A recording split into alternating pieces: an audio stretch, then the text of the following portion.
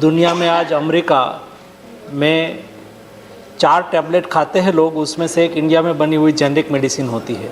सारी दुनिया 6 टैबलेट खाती है, उसमें से एक इंडिया में बनी हुई जेनेरिक मेडिसिन होती है। और सारे देश में 12,000 से ज़्यादा हमारा हमारे मेडिसिन मैन्युफैक्चरिंग यूनिट है।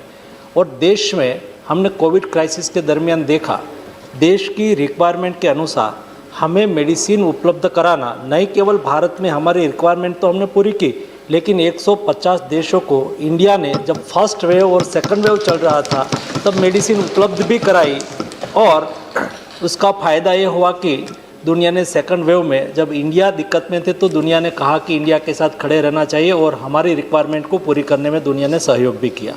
और देश में हम फार्मा सेक्टर में लीड कर रहे हैं, लेकिन मेडिकल डिवाइस सेक्टर में हमें बहुत कुछ करना था। वर्तमान समय में देश में मिडिल क्लास बढ़ रहा है।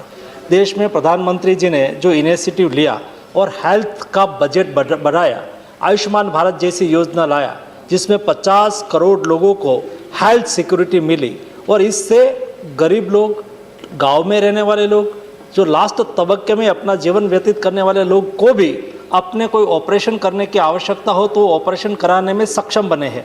और ऐसे सक्षम बने, नहीं केवल गरीब लोगों के लिए सरकारी अस्पताल होती है, लेकिन 20,000 से अधिक हॉस्पिटल आयुष्मान भारत योजना के तहत वो लिस्टेड है। उसमें कोई भी एक अमीर परिवार की ट्रीटमेंट जहां होती है, यही हॉस्पिटल में देश के गरीब परिवार की भी, व्यक्ति की भी ट्रीटमेंट हो सके, ऐसी व्यवस्था सुनिश्चित आज के दिन में देश में हो चुकी है। और देश में 2.25 करोड़ से अधिक लोगों को आयुष्मान भारत योजना का लाभ भी मिल चुका है।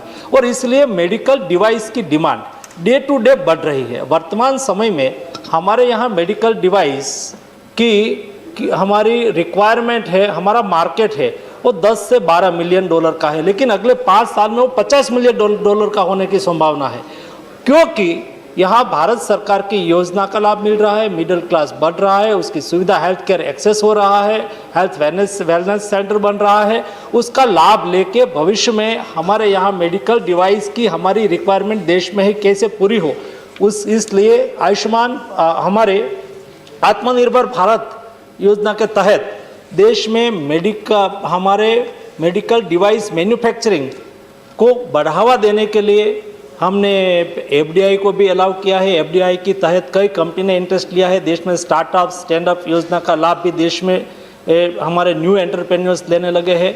और हमारे यहाँ युवा पढ़े लिखे जो बाहर काम कर रहे थे वो भी देश में आके इंडस्ट्रीज़ में काम करने लगे, और यहाँ अब वो एंटरप्रेन्योरशिप भी करना शुरू किया है। उसको प्रोत्साहित करने के लिए देश में एक PLI स्कीम के तहत 4 मेडिकल डिवाइस पार्क बनाने के लिए सुनिश्चित किया है।